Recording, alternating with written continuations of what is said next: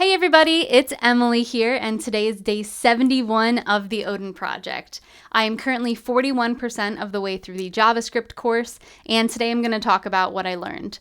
So I'm currently working with APIs, and today I finished the section entitled Working with APIs.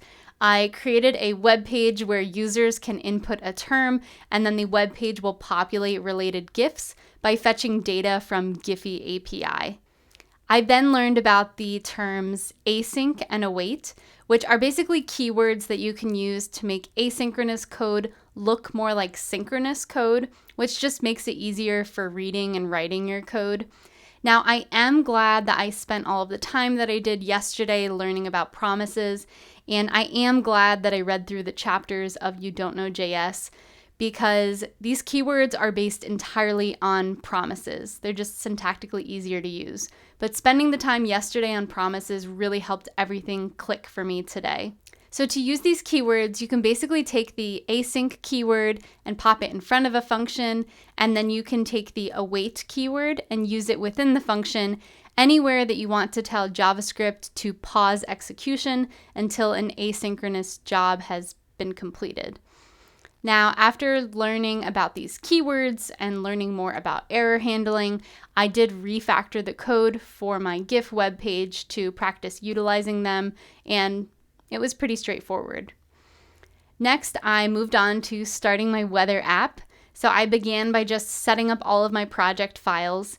Now, at this point in the Odin project, they do recommend that you use Webpack, ESLint, and Prettier for all of your future projects.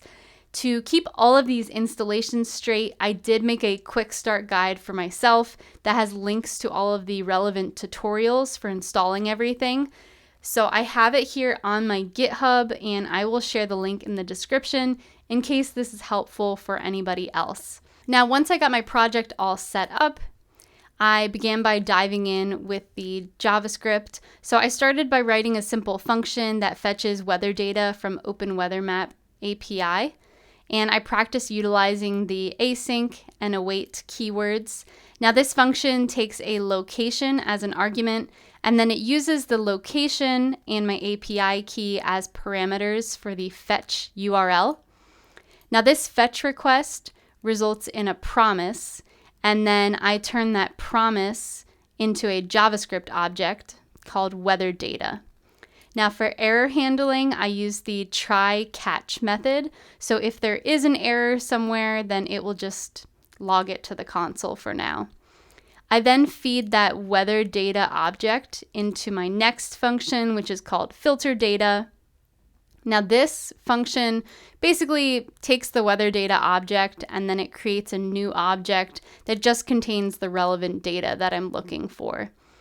So next, I will be working on creating an input field so users can put in the location that they're interested in obtaining weather data for, and then I will work on populating all the weather data on the web page.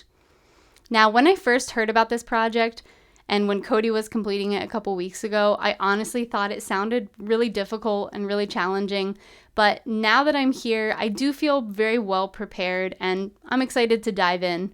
So that's all that I have for today. Thank you so much for tuning in, and be sure to subscribe if you're interested in following along on our web dev journey.